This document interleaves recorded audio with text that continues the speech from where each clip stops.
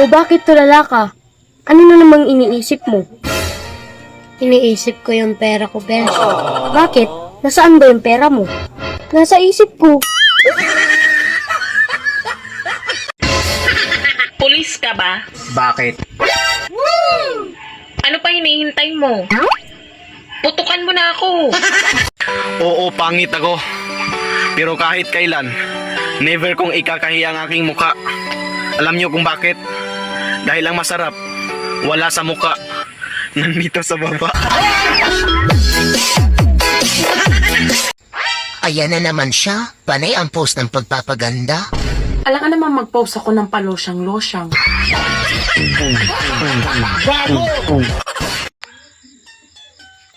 Hello? Hello, sino po sila? Rungkol po kayo. Hindi ako rungkol.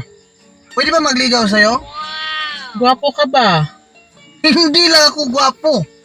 Cute at mayaman pa ako. Ikaw, maganda ka ba? Hindi. Oh, sorry, rungkol talaga. Be, may tatanong ako sa'yo. Ano yun? May lahi ba kayo? Kami? Oo. Ano, lahi kami ng Bombay na may pagka-Koreano. Ano mo yung mata ko? Singkit. Kaya pala ang pogi-pogi mo. Parang tanga to eh. Kayo, anong lahi nyo? Lahi kami ng mga sinungaling. Ate, may tanong ako sa'yo. Ano yun? Kung sakali bang lumaki ang junjung ko, matutuwa ka? Yun ang pangarap namin.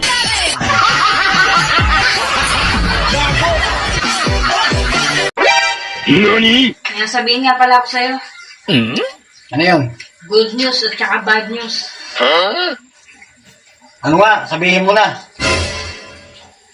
Makikipag-walay na ako sa'yo. Ganun ba? Ano naman yung banyos? Anak ka ng Kung nakakabuntis pa ang video call, marami na sanang buntis na OFW. Mabuti na lang, may screen protector.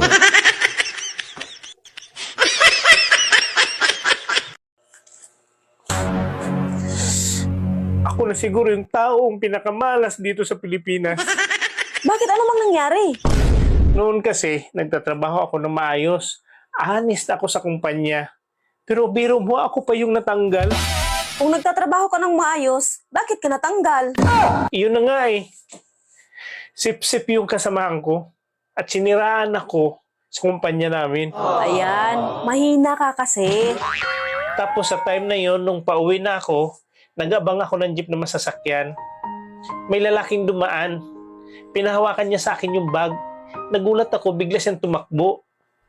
Pagtingin ko sa bag niya, ginto at pira yung laman ng bag. Abay, swerte mo. Paano naging malas yun? Saka saan mo nilagay yung bag? Sa sobrang kamalasan ko, magnanakaw pala yung lalaki. Ako yung nahuli, ako pa yung nakulong. Alam mo, nasa Manila ka. Wala ka sa probinsya. Dapat maging alerto ka. Tsaka bawal ang tanga-tanga dito sa Manila. Tapos, nung nakalaya na ako, akala ko katapusan na ng kamalasan ko. Pag-uwi ko sa bahay, ang dati kong kinakasama, napakarami ng anak. Saklap. Alam mo, di lang kamalasan. Kapangahan mo rin naman eh, kung bakit ka nagkaganyan. Ang pinakasaklap at napakamalas ay yung nangyayari sa buhay ko ngayon. Ito na yung pinakamabigat at hindi ko matatakasang kamalasan. Bakit pinakamabigat na kamalasan yung nangyayari sa'yo ngayon? Eh, kahit na syunga-syunga ka, okay ka naman. Paano ako makatakas sa kamalasan? Eh, kasal tayo?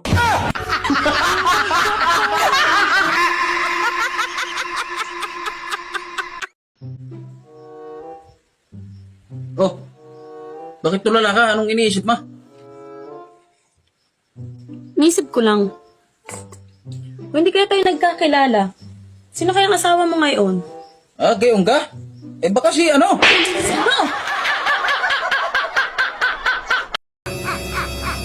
Aray, aray! Ano mo nakain mo? Ba't mo tinusok? Kinukukuhan ka lang? Ang likot mo kasi. Kaya naano tuloy yung kamay mo. Nangingialam ka kasi. Kala mo naman kung ano na nangyari sa kanya. Sobrang galit na galit. Hindi naman nasugat. Alam mo, mabaon lang ng kunti yan. Sobrang sakit niyan. Para kang maiihi sa sobrang sakit. Alam mo ba yon? Eh, hindi nga dumugo eh. Tapos maihi ka na sa sakit. Ikaw kaya tusukin ko. Para maniwala ka na totoo sinasabi ko. Natusok lang ng kunti. Makapagsalita, naihi agad. Nag-iinarti ka lang eh. Alam mo, pakialamero ka kasi. Mabaon na ng ganito, kaiksi yan. Parang lalabas na ihi mo. At mapapasigaw ka sa sobrang sakit. Nangingialam ka kasi. Alam mo, hindi kita maintindihan eh. Natusok ka lang ng maiksi. Ang init na ng ulo mo. At parang maihi ka na sa sobrang sakit. Pero pag natusok ka ng halos isang dangkal, pag isang dangkal ba, hindi ka naiihi.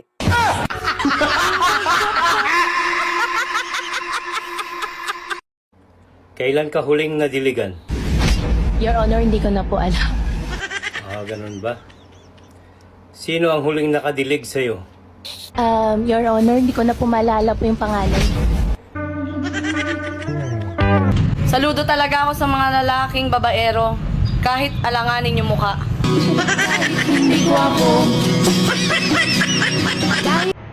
Ate, pwede ba akong makatikim sa'yo? Tapos nabuntis ako. Dapat panagutan mo Eh, bakit yung kapitbahay namin? Wala naman sinabing ganyan. Bakit? Ano tinikman mo sa kanya? Ulam. Love, soft drinks ka ba? Bakit? Pasok supa.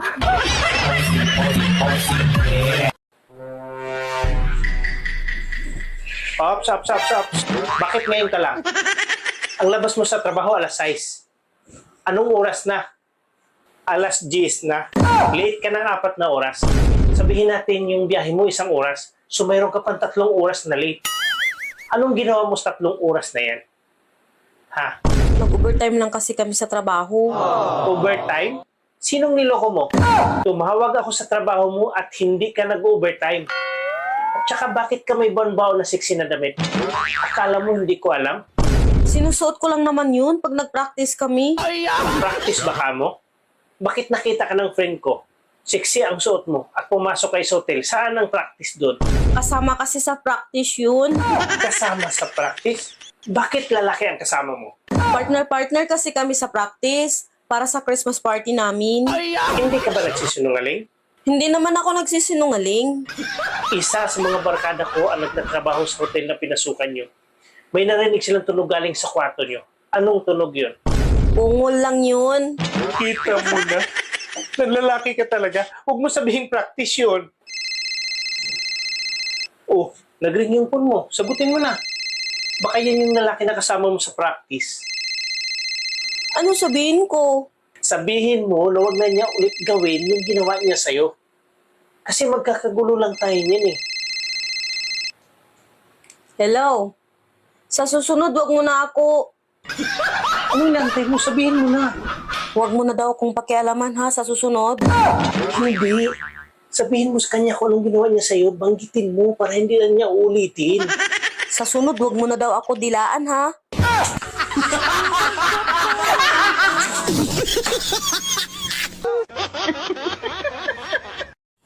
Swerte talaga yung mapapangasawa ko. Kasi okay lang ako sa pagkain na itlog sa umaga, itlog sa tanghali, at siya naman sa gabi. Di bukas wala ka na pakain eh. Itlog sa umaga, itlog sa hapon.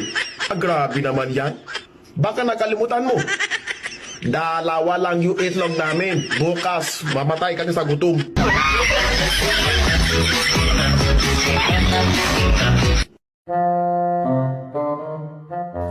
Kuya, balita ko patay na daw Junjun mo Di ano ngayon? Gusto mo buhayin ko? Iba ako magmahal. Wow. Sinasagad ko.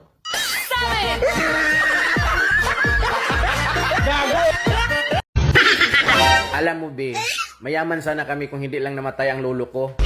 Wow, talaga? Ano nangyari sa lulo mo? Namatay siya sa hirap.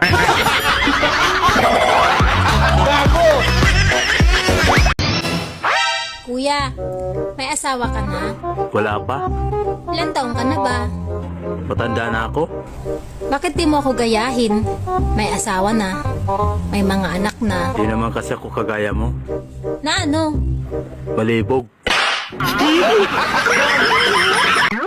Kung ayaw mo sa akin, di wag. Bakit? Gusto ba kita?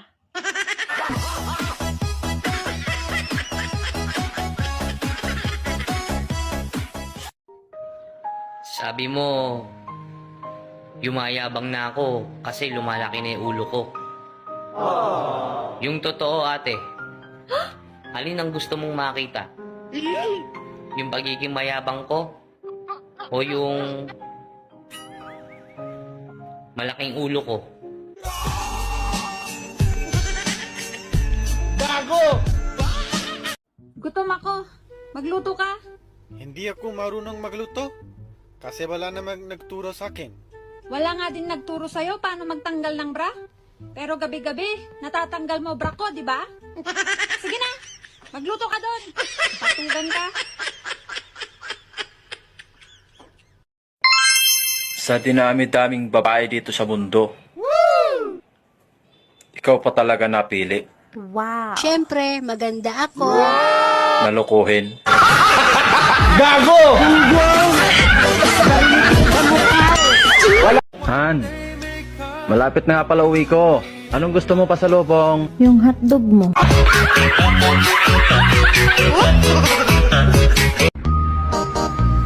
Kung magiging langgaman ako, isa lang ang pinakagusto ko, ay ang makagapang sa bulaklak mo.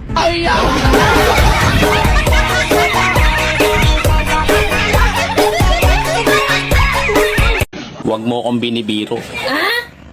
Itirahin kita. Gusto mo? Wow. Siyempre naman. Pumotok yung huso mo?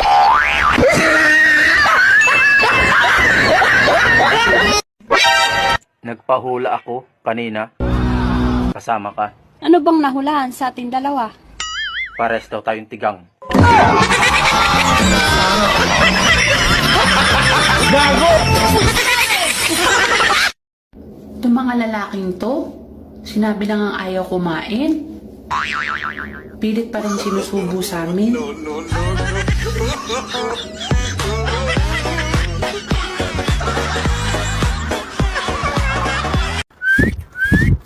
Ay, Pogi. Anong kailangan mo? Magkano isang oras? Nakaka-insulto ka ha? Anong tingin mo sa akin? Lalaking bayaran? Hindi! Sumasama ako ng walang bayad.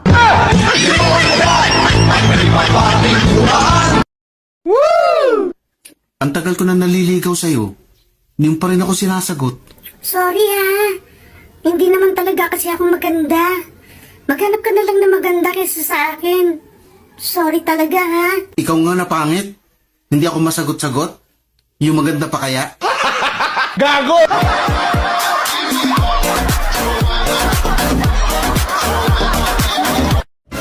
Uy be, alam mo parang wala kang pinoproblema. Akala mo lang yon, pero naluluno din ako sa problema. Nilalangoy ko lang.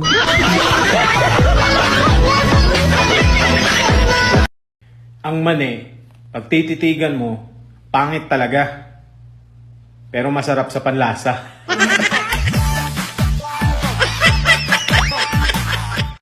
Be, buntis na ako. Buntis ka? Oo. Paano nangyari yun? 5 taon tayo hindi nagsama. Tapos sabihin mo sa akin, buntis ka? Paano nangyari yun? Sa gabi, sinasamahan ako ni pare mo. Hindi ka tao, hindi ka hayop. Ano tayo? Alam mo, bagay tayo. Utot mo, hindi ka tao, hindi ka bagay, hayop ka! Balita ko, maitim daw ang tuhod mo. Eh paano? Luhod ka ng luhod kahit sa maling tao.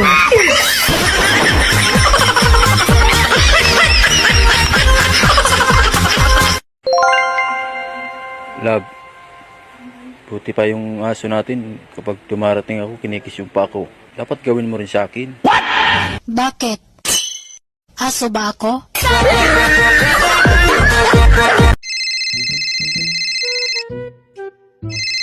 Hoy, classmate, napatawag ka.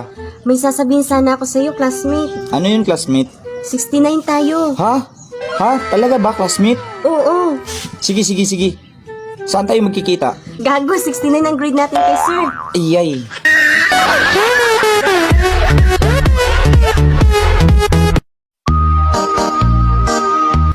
Ang mga babae daw, O bakit? kapag tumatanda, lalong gumaganda. Wow. Ang mga lalaki naman daw, kapag tumatanda, Inaamag na. Agay!